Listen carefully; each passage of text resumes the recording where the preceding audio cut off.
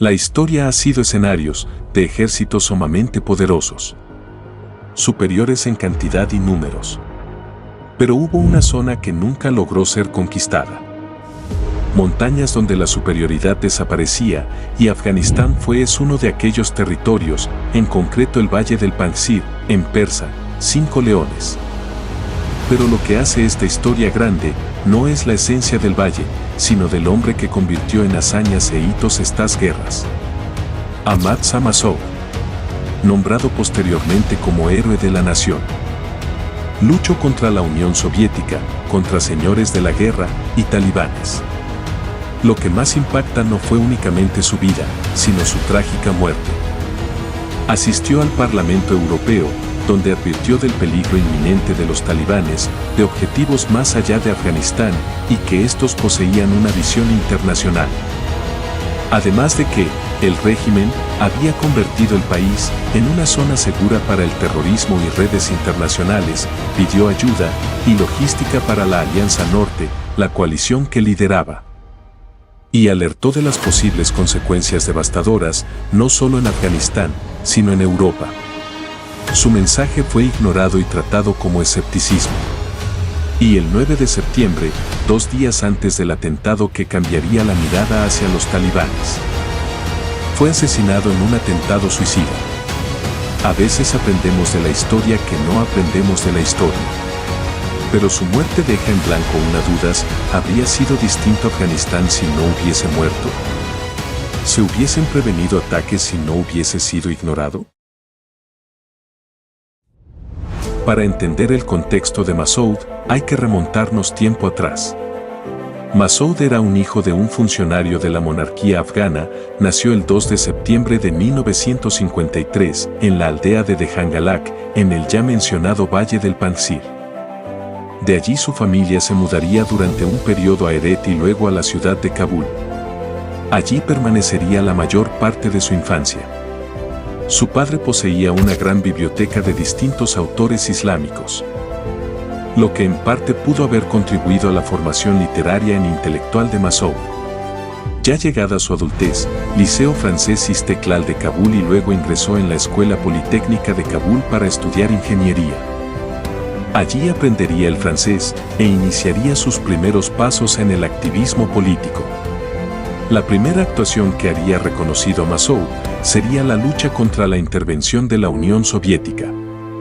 Estos sucesos fácilmente podrían dedicarse una edición entera, pero para entender de forma más detallada, por qué la Unión Soviética invadió Afganistán.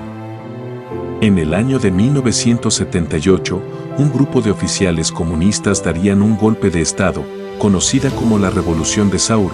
La revolución fue encabezada por el Partido Democrático Popular de Afganistán.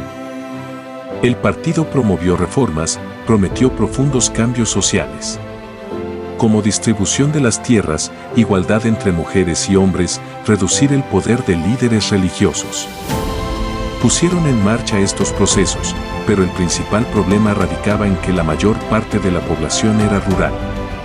El poder residía en líderes tribales, jefes locales y religiosos.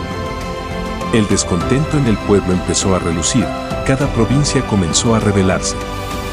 El gobierno comunista desplegó una brutalidad desmedida, cientos de personas fueron encarceladas y otros desaparecieron.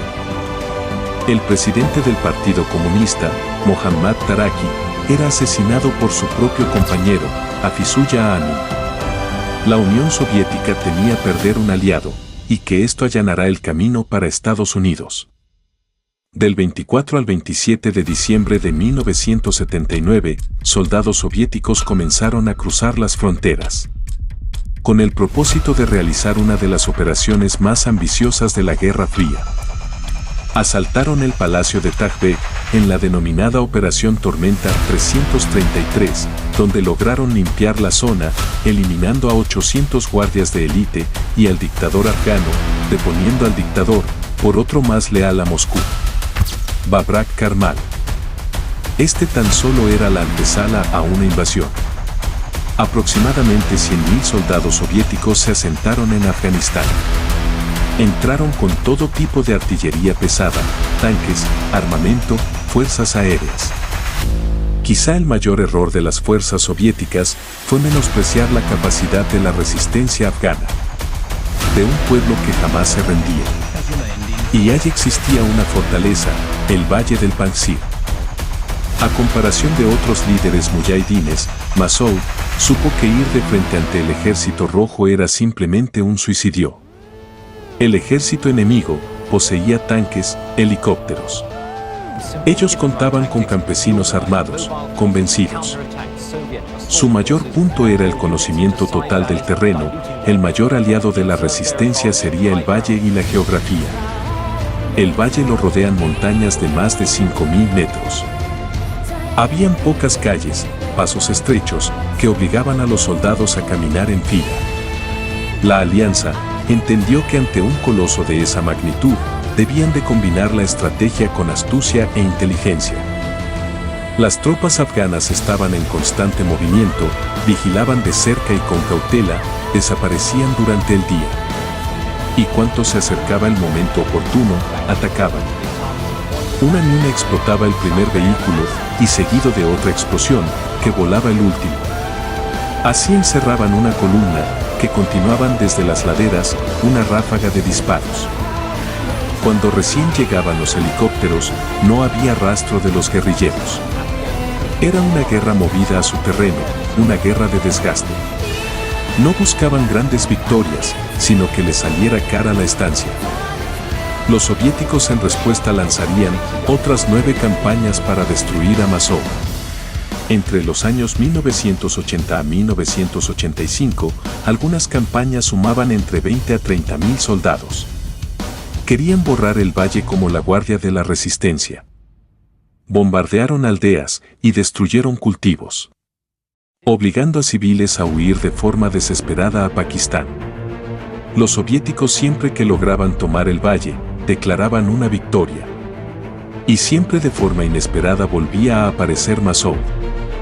Con los meses Afganistán recibió mayor apoyo logístico de otras naciones, como Arabia Saudí, Pakistán, Estados Unidos, etc. La ofensiva soviética lentamente se desmoronaba, el coste económico aumentaba. Moscú no imaginó que una simple intervención se mantendría tantos años, como una guerra. Y en el centro del conflicto una figura perduraba, Shah Massoud, logrando alimentar la narrativa de un Afganistán infranqueable y de un héroe para el pueblo. La guerra afgano-soviética tan solo sería una de las guerras para una interminable pesadilla para el país de Medio Oriente. Después de que la Unión Soviética abandonara el país, los conflictos internos comenzaron a remover, entre propios muyahidines las disputas empezaron a caldearse. Kabul se transformó en un campo de batalla. En ese entonces, apareció un nuevo enemigo, completamente nuevo, que a día de hoy sigue siendo una de las mayores amenazas y tragedias en Afganistán, los talibanes. Prometían acabar con el poder de los señores de la guerra, promovieron una rápida pacificación en el país. El movimiento era liderado por el Mullah Omar, era un movimiento de naturaleza fundamentalista religiosa islámica. En poco tiempo, fue bien recibido, entre el caos y los disparos. En 1996, lograron arrasar Kabul. Impusieron una interpretación extrema del Islam. Los derechos de las mujeres se esfumaron. La música desapareció. Muchos comandantes tras la rápida expansión no dudaron en huir. Pero Masoud no se rendiría tan fácil, todo el país era controlado por los talibanes. Menos el Valle del Panjshir, Masoud aguardaba junto a sus compañeros. Crearon la coalición de la Alianza Norte y durante años resistieron prácticamente aislados. Denunció de forma directa en el exterior del peligro creciente de grupos terroristas como Al-Qaeda. Occidente no reaccionó. Y como cada astro en la historia se avecinaba su ocaso. Tras años de lucha y denuncia, una mañana, 2 personas se hicieron pasar por periodistas con una cámara que contenía material explosivo. Y tras un acto premeditado por los terroristas suicidas de Al-Qaeda. Lamentablemente Masoud no sobrevivió al atentado, que saldó con su vida y la de los 2 atacantes. murió siendo transportado a un hospital al otro lado de la frontera. Masoud es considerado un héroe en Afganistán, unos lo ven como una figura trascendental en su historia y otros como un simple guerrillero. Masoud encarnaba tanto la esperanza como el miedo. Quizá Masoud tan solo era un hombre con la ilusión de ver sus tierras libres e independientes. Aunque su actuación haya sido cuestionada, la historia solo recuerda a los que nunca se arrodillaron.